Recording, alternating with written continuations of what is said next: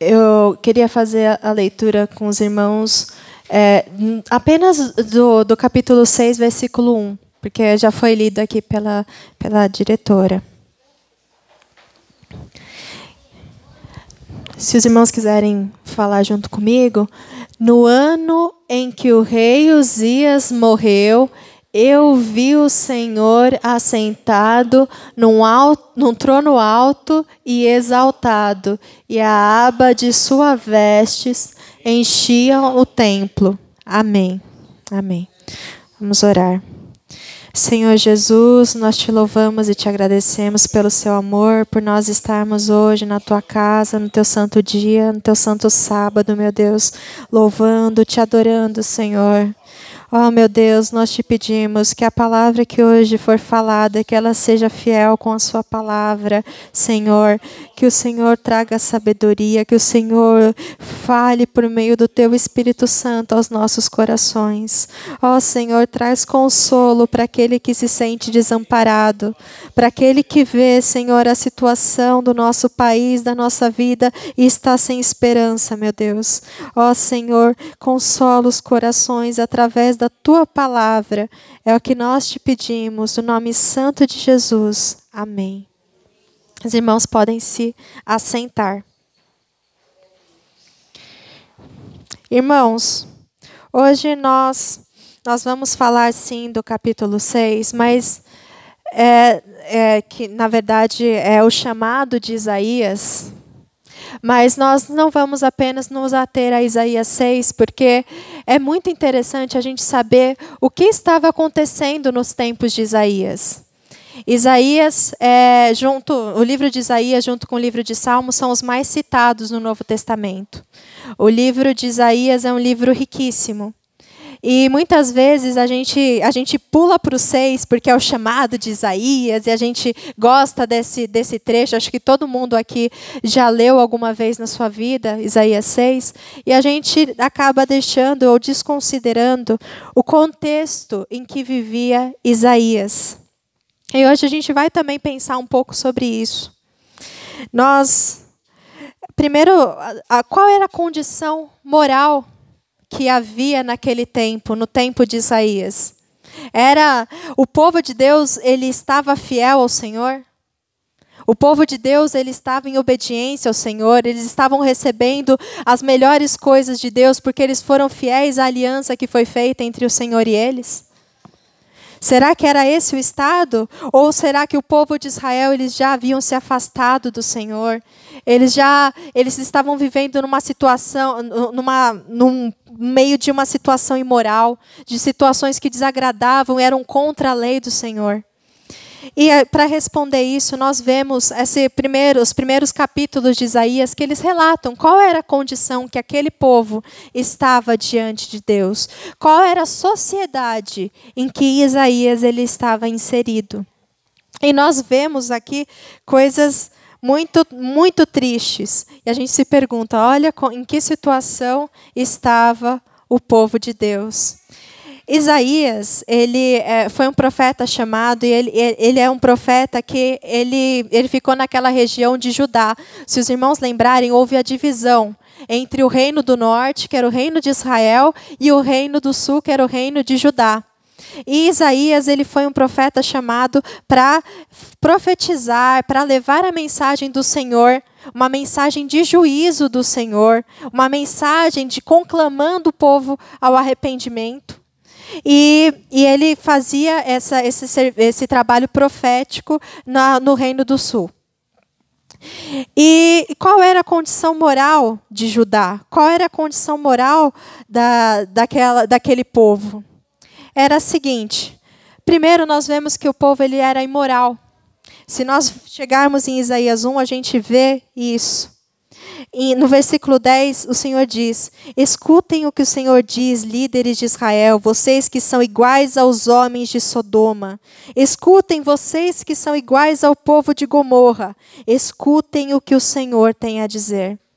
Ou seja, o povo que vivia em Judá é comparado ao povo de Sodoma e Gomorra, aquelas cidades que foram destruídas por conta da sua imoralidade. Você vê, o povo de Israel, ele estava mergulhado em imoralidade, mas não era apenas isso, há várias outras coisas destacadas aqui. Eles também, além de serem imorais, viverem de maneira contrária àquilo que o Senhor colocou na sua palavra, eles também eram falsos religiosos. Sabe aquele religioso falso, aquela pessoa que fala que é cristão, mas na verdade não é, que fala que é religioso, mas não é? Era assim que o povo era naquele momento. E aqui tem um dos versículos que, quando eu ouvi, foi o versículo que mais pesou no meu coração. É um dos versículos que acho que os irmãos já conhecem, mas que é extremamente pesado. O Senhor falando para o seu povo: eu já não suporto mais os seus sacrifícios.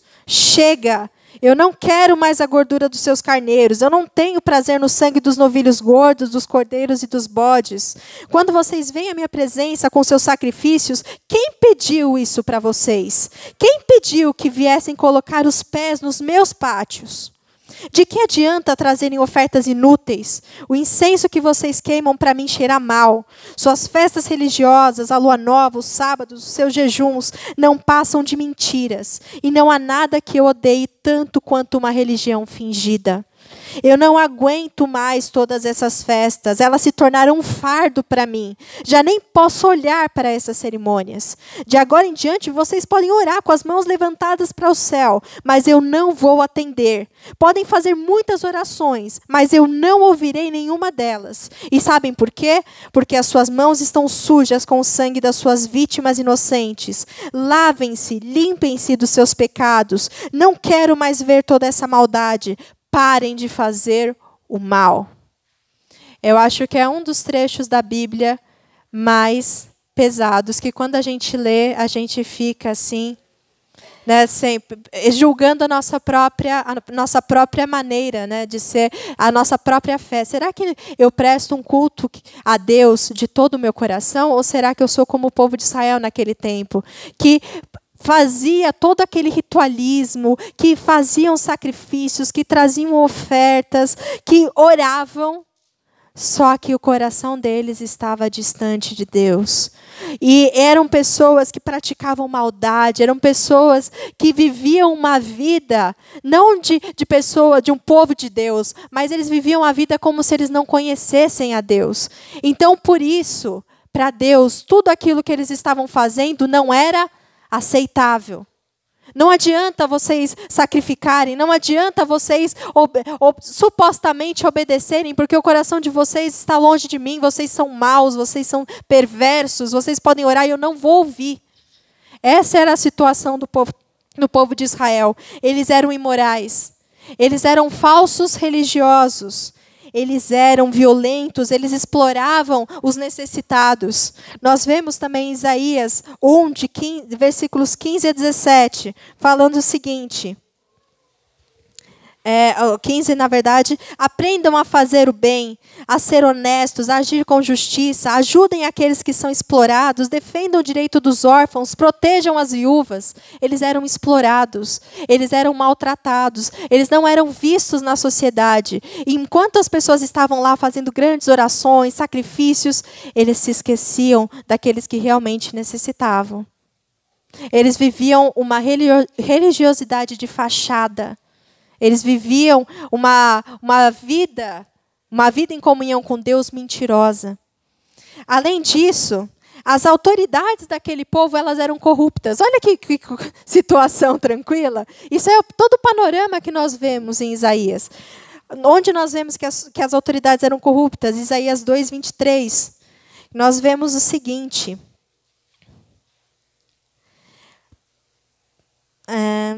Calma, me perdi aqui. Não, na verdade, 1, 23. As suas autoridades se revoltaram contra Deus e fizeram amizade com ladrões. Aceitam dinheiro e presentes como suborno. Não dão atenção aos direitos dos órfãos e não defendem a causa das viúvas. As autoridades, as pessoas que tinham, né, poder sobre os demais, eram pessoas corruptas, pessoas subornáveis, pessoas que não agiam conforme a vontade de Deus. Eles eram ladrões, eles se associavam com ladrões. O que não acontece hoje. Hoje as autoridades, né, são muito honestas. Brincadeira, viu? Mas a condição moral do povo era decaída, totalmente distante de Deus. Os seus líderes, suas autoridades, eles estavam distantes de Deus, eram corruptos, eles roubavam, eles não auxiliavam aqueles que precisavam ser auxiliados, de acordo com a palavra de Deus. Além disso, esse povo era um povo idólatra. Em Isaías 1, 29 e 30, nós vemos isso também. Falando, vocês que adoravam os carvalhos sagrados e os bosques sagrados que tanto apreciavam, ficarão cobertos de vergonha. Vocês murcharão como uma árvore velha, secarão como um jardim que não é regado. O povo de Deus, que no primeiro... Qual é o primeiro mandamento? Alguém sabe decor o primeiro mandamento? E aí, Jacó? Oi?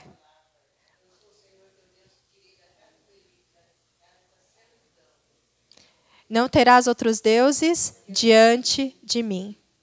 E aquele povo, só o primeiro mandamento. Ele não precisava ler todos os mandamentos. Se eles lessem só o primeiro, eles não teriam aquelas atitudes.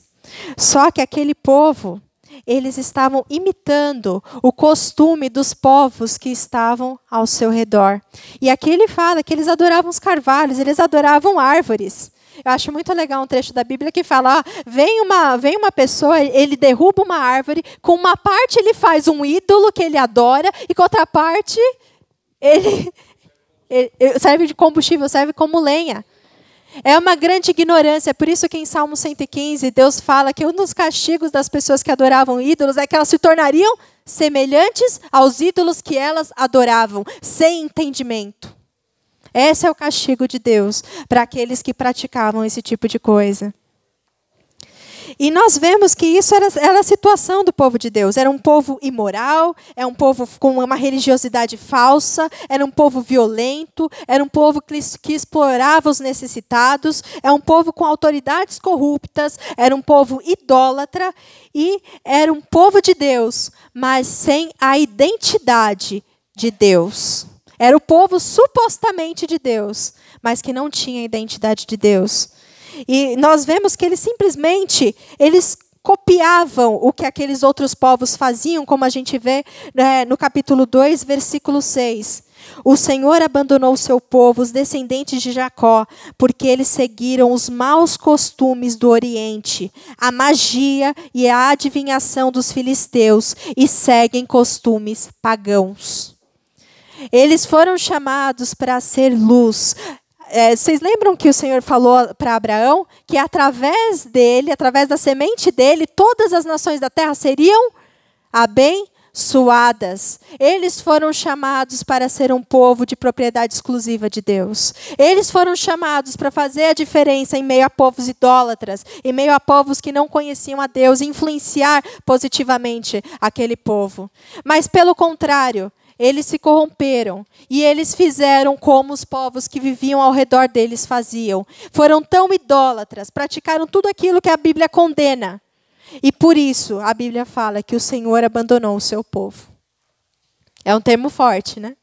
O Senhor, totalmente descontente, não ouve mais a oração do seu povo, porque é um povo mentiroso, é um povo falso religioso. A situação moral dos tempos de Isaías é uma situação absolutamente terrível, né? Em que, com certeza, um cristão se sentiria deslocado. Como a gente se sente nesse mundo, onde simplesmente todos os padrões cristãos, todos os padrões bíblicos, eles foram deturpados e até ridicularizados no nosso tempo, né? A gente vive em meio a realmente pessoas imorais, falsas religiões, pessoas que deturpam a palavra de Deus, que pegam a palavra de Deus e a usam de maneira incorreta. Simplesmente eles fazem uma leitura isolada de versículos, como se tentando manipular o que a Bíblia diz. Pessoas que a cada dia surgem novas religiões, surgem novas crenças, e muitas ainda se dizem baseadas na Bíblia. Sabia que o Espiritismo ele fala que eles seguem a Bíblia? Quando a gente começa a pensar, nossa, mas como segue a Bíblia? Que Bíblia é essa? Que versão é essa?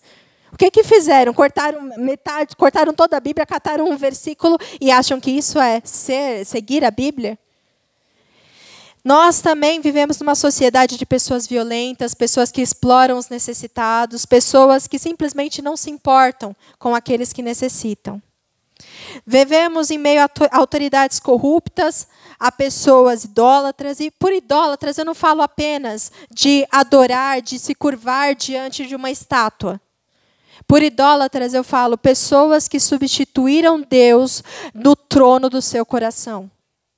Qualquer coisa que nós colocamos no lugar de Deus, no nosso coração, é um ídolo que nós temos. Muitas pessoas têm ídolos que são cantores, outras pessoas, o ídolo delas é a sua própria família, porque elas colocam a família antes de Deus. Outras pessoas colocam carros, pessoas colocam casas, pessoas colocam profissão. E como é que eu vejo se realmente eu tenho um ídolo na minha vida? Você deixa de fazer algo que é da vontade de Deus por conta disso? Se sim, você está colocando isso antes de Deus. Você já tirou Deus do seu coração e colocou o governo do seu coração naquilo. Por exemplo, fazer um esporte é da vontade de Deus? É um pecado? Não é um pecado. Se eu deixo de vir à igreja para praticar um esporte, se eu deixo de adorar a Deus para praticar um esporte, aquilo substituiu Deus no meu coração.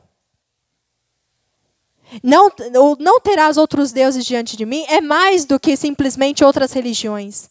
É tudo que nós substituímos, o lugar de primazia do nosso coração que tem que ser de Deus. Você negocia as verdades de Deus pelo quê? Pelo dinheiro? Então o seu Deus é o dinheiro? Será que pelo dinheiro você é capaz de se corromper e fazer qualquer tipo de coisa? Você é capaz de fazer isso por bens materiais? Se você tiver que escolher entre, lavar o seu carro, ou vir aqui, louvar a Deus e aprender mais sobre a sua palavra, qual é a sua prioridade? As nossas prioridades, elas falam sobre quem domina o nosso coração. Amém? Além disso, além de vivermos numa sociedade em que existe essa idolatria generalizada, nós muitas vezes vemos um povo de Deus sem a identidade de Deus. Quando nós olhamos muitas vezes para a bancada evangélica do Congresso, quando nós olhamos para pessoas que se dizem evangélicas, cristãs, muitas vezes a gente se sente constrangido. Porque não é possível que uma pessoa... Porque a Bíblia fala que pelos frutos nós conheceremos o quê? A árvore. Como pessoas que têm uma vida absolutamente imoral, uma vida que é completamente contrária à palavra de Deus, elas dizem que são povo de Deus. Ao contrário, elas envergonham o nome de Deus com as suas atitudes, com as suas ações, com a vida imoral. Teve uma época no passado que vários artistas começaram a falar que tinham se convertido. Eventualmente, realmente, o Senhor pode converter qualquer pessoa e alguns artistas devem realmente ter sido convertidos, ter curvado seus corações diante de Deus. Mas será que isso era verdade para todos aqueles artistas? Quantos artistas hoje a gente vê fazendo coisas terríveis? E a gente vê que podem ainda se dizer cristãos ou evangélicos, mas eles nunca conheceram a Cristo. Eles nunca conheceram o Senhor. Porque como nós vamos ver em Isaías 6, a atitude de uma pessoa que se depara com o Senhor é uma atitude de reverência, é uma atitude de temor diante de Deus e diante da sua santidade. E é por isso que, com todo esse cenário que nós vemos aqui em Isaías, Deus usa algumas imagens para comparar esse povo. Ele compara aquele povo com um corpo leproso. Nós vemos isso aqui, que fala... Vocês estão doentes, toda a cabeça de vocês está ferida, o coração está enfermo, vocês estão doentes da cabeça aos pés, cheios de feridas abertas, sujas, cheias de sangue e de pus, feridas que nunca foram enfaixadas nem tratadas com azeite. Aquele povo estava... A aparência espiritual daquele povo era de um corpo totalmente totalmente machucado, totalmente ferido, aquele corpo semelhante a um corpo leproso, com feridas abertas. Ele também compara aquele povo com uma mulher infiel, com uma prostituta. Ele compara aquele povo como uma prata pura que se tornou um metal sem valor. Ele compara aquele povo como, antes, ele fala que Deus cuidou daquela vinha, ele deu aquela vinha, mas a vinha ela produziu vinho azedo e aguado. Era isso que o povo de Deus era diante do Senhor. E é por isso que a partir do capítulo 3 de Isaías, a gente vai ver o castigo que a desobediência, a aliança que o Senhor havia feito com o seu povo, ele traria àquele povo. Nós vemos que o Senhor ele fala sobre os castigos que iam incidir. E vocês lembram qual foi um castigo que eu até falei numa outra pregação? Se eles forem infiéis, eles seriam mantidos onde eles estavam naquela terra, eles seriam protegidos por Deus, eles seriam abençoados, mas caso eles se desviassem do Senhor e eles fizessem como os povos que foram retirados daquele local, o que aconteceria? O Senhor também os tiraria daquele lugar que ele havia dado. Isso fazia parte da aliança. E é isso que o Senhor começa a falar. Ele fala sobre o castigo que traria sobre Judá, sobre o povo de Judá. Basicamente, o livro de Isaías é um livro que tem uma mensagem de castigo, de juízo de Deus sobre a desobediência, sobre a ruptura da aliança estabelecida entre Deus e os homens. Mas também rompida pelo lado humano, desobedecida. Mas ele também fala sobre esperança. Tanto que, quantos trechos messiânicos nós não retiramos de Isaías? Né?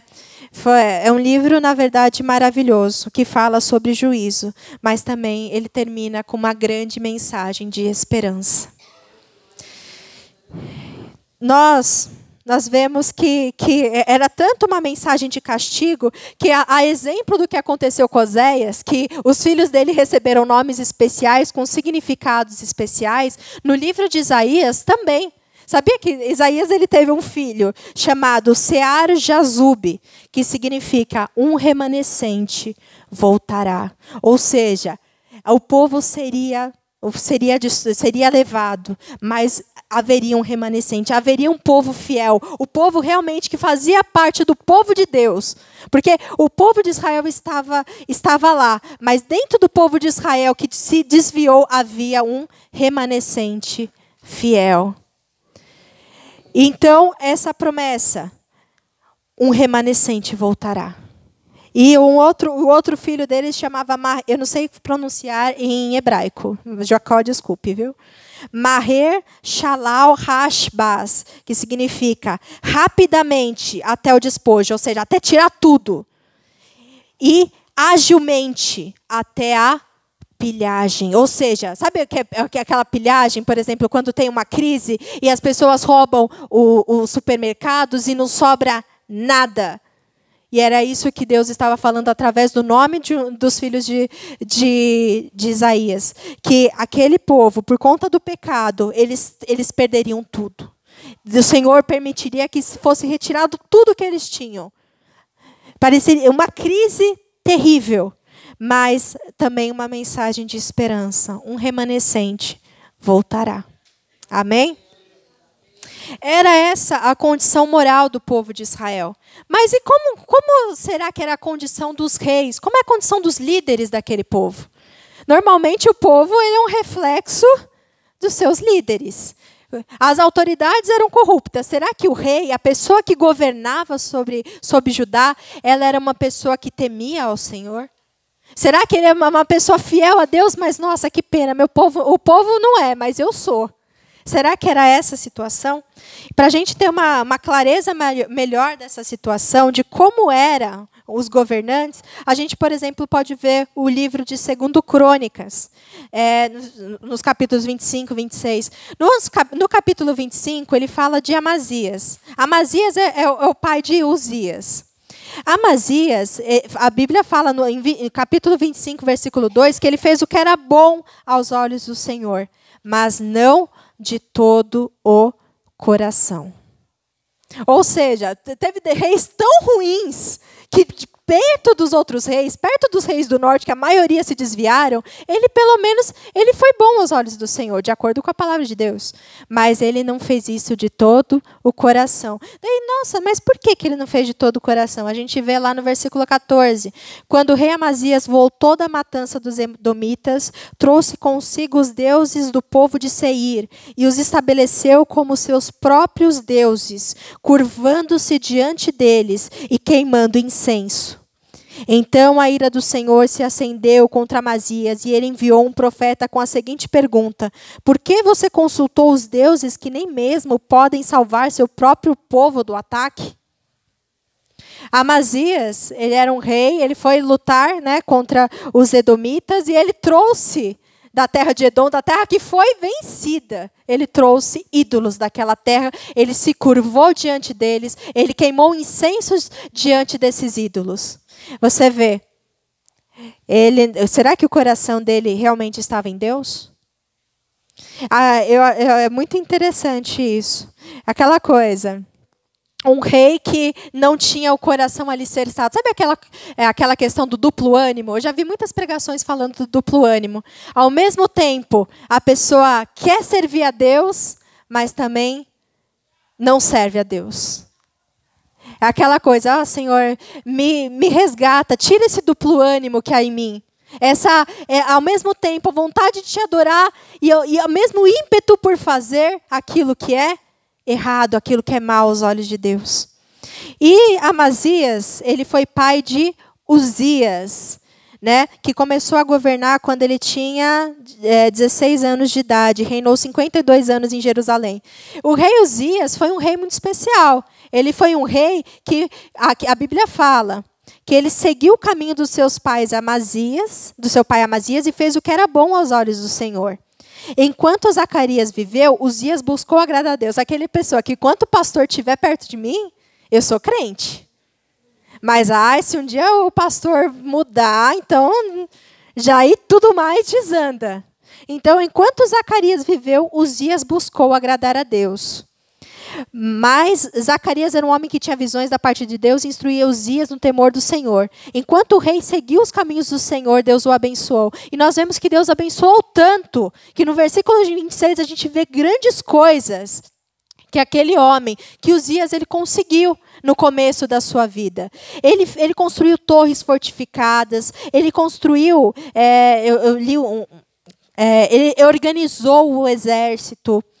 Ele fez o quê? Ele construiu máquinas de guerra para atirar flechas e pedras. Ele tinha esse tipo de coisa, de tecnologia. Ele foi fazendo sistemas de guerra. Ele foi se desenvolvendo. Ele foi próspero. Ele foi abençoado pelo Senhor no começo da sua vida. Mas a Bíblia fala, em 2 Crônicas 26:16, no entanto, depois que Uzias tornou-se poderoso, ou seja, depois que o Senhor o havia abençoado, o havia permitido se tornar um rei poderoso, o que é que ele fez? O seu orgulho provocou a sua desgraça. Ele pecou contra o Senhor, o seu Deus. Daí aqui ele fala que ele entrou no templo do Senhor e ele mesmo queimou incenso sobre o altar. Vocês se lembram quem era autorizado a queimar incenso sobre o altar? Os sacerdotes, pessoas de uma família específica, que era a família de Levi, os levitas. Ele não, mesmo sendo rei, ele não tinha o direito de queimar incenso diante do altar do Senhor. E daí o que aconteceu? O sumo sacerdote, outros 80 sacerdotes, homens de grande valor, foram atrás dele e falaram: não cabe a você, Uzias, queimar incenso ao Senhor. Isso é trabalho dos sacerdotes, dos descendentes de Arão, que são consagrados para este fim. Saia do santuário, pois você transgrediu e foi infiel ao Senhor, e o Senhor não o honrará. Uzias, ele ficou indignado com os sacerdotes e se recusou a deixar o incensário que estava segurando. Então, na mesma hora, na presença deles, diante do altar de incenso no templo do Senhor, a lepra apareceu na sua testa. Quando o sumo sacerdote Azarias e os outros viram a lepra, expulsaram Uzias imediatamente do templo. E ele mesmo se apressou em sair dali, porque o Senhor o havia ferido. E ele viveu leproso, a Bíblia fala, até o final dos seus dias. E viveu sozinho, separado de sua gente e do templo do Senhor. O seu filho, Jotão, ficou encarregado dos negócios do rei no palácio e de julgar o povo da terra. Ou seja, ele era rei, só que não era mais rei. Ao mesmo tempo que ele era rei, ele não podia mais ter contato, mesmo sendo rei. Ele, como ele havia, na verdade, sido castigado, recebido o juízo de Deus e sido atingido pela lepra, ele teve que viver isolado, sendo ainda rei. E quem cuidava da questão, toda a questão administrativa era o seu filho Jotão. Ou seja, é uma pessoa que começou bem, mas ele teve um fim desastroso, porque o seu coração se encheu de orgulho e ele fez aquilo que não lhe era lícito fazer. Ele desobedeceu à vontade de Deus. Que crise! Temos um rei leproso, que interinamente o filho está fazendo as funções administrativas, ao mesmo tempo o filho ainda não é rei, porque o rei ainda existe, né? Que situação política desastrosa. E é isso que estava acontecendo aqui por ocasião do chamado de Isaías. Esse é o contexto do capítulo 6. Tanto que ele começa no versículo 1 falando: no ano em que o rei Uzias morreu, eu vi o Senhor. Ou seja, uma crise política, uma crise moral, parecia que ele estava abandonado. Parecia que tudo estava fora de controle. Sabe aquele cenário de instabilidade generalizada? A gente viveu essas instabilidades políticas, a gente vive a instabilidade moral, o pecado das pessoas que nos rodeiam, essa sociedade totalmente corrompida. E era essa a situação em que Isaías estava. Só que, por mais, eu achei essa frase, eu ouvi numa pregação de um pastor, que eu achei muito boa essa frase. O trono da terra podia estar vazio, mas o trono dos céus, ele continuava preenchido, ele continuava ocupado. E é isso o que Isaías ele se depara. Ele se depara com Deus, com o Senhor, assentado em um trono alto e majestoso. Na NVI fala que as vestes dele cobriam todo o templo. Aqui na minha versão fala que todo o templo estava cheio da sua glória. Pode parecer às vezes que nós estamos abandonados, que nós estamos sozinhos. Na verdade, quando eu fui pensar na pregação, o tema era livre. Então, podia-se optar por qual tema a gente precisava. E o meu coração precisava disso. Precisava lembrar que, por mais que às vezes as situações estejam totalmente